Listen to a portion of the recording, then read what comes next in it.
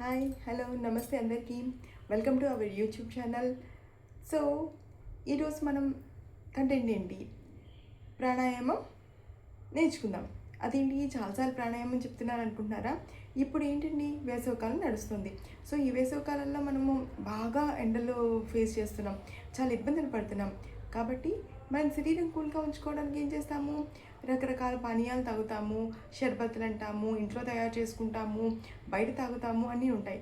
But బాడీని maintain చేయాలి, కూల్గా ఉన్న బాడీని మెయింటైన్ చేయాలంటే ఏం చేయాలి?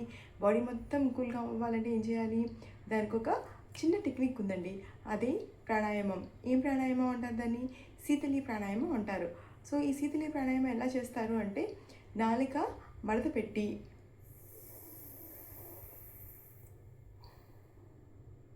ముక్కుతో గాలిలో వదిలేస్తాం.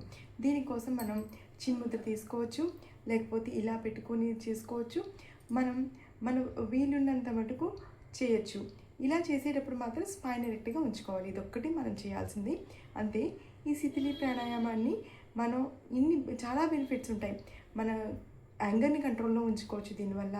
అలాగే మనకి ఒక్కొక్కసారి బాగా టెన్షన్ వస్తూ ఉంటుంది, హైపర్ టెన్షన్ లాగా వస్తూ ఉంటుంది అనమాట. ఏదైనా మనకి విషయాలు అబ్నార్మల్గా ఉన్న విషయాలు విన్నప్పుడు దానికి కూడా మనకి చక్కగా బెనిఫికేట్ అవుతుందన్నమాట, దాన్ని తగ్గించుకోవడానికి.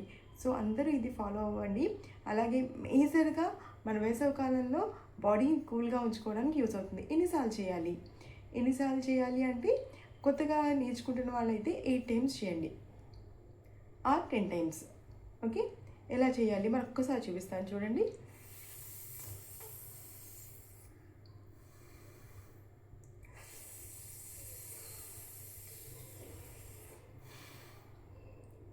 ఇలాగా 8 to 10 టైమ్స్ చేయండి.